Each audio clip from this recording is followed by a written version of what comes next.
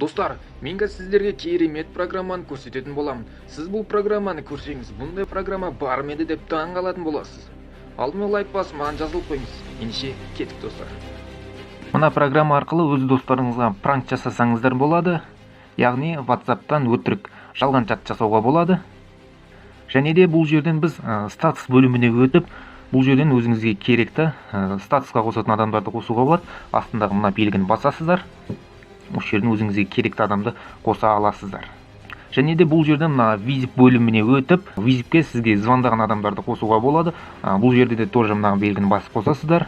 Және де бізге ең маңыздысы чатта қалай қосуға болады. Астындағы мына белгіні басасыздар. Және де бұл жерден көріп тұрғандарыңыздай получить контакты, создать контакты деген тұр, немесе группа создать етуге болады. Получить контактіге кіріп, сіз контактідегі адамдарды қоса аласыздар,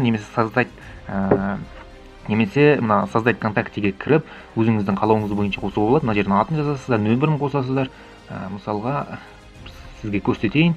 Міне дәл осылай шығады. Бұл жерден өзіңізге керекті сөзді жазасыздар, және де бізге мынандай екі стрелка шығады. Мынау стрелканы бассаңыздар, сізге келетін хабарлама, және де екінші стрелка сіз жіберетін хабарлама. Және де жоғары жақта үш сызықты бассаңыздар, бұл жерден автоответчикті қоса аласыздар. Келетін хабарламаны алдымен жазып аласыздар. Бізге автоответчик қосылады. Мысалға кез келген сөзді жазасыздар.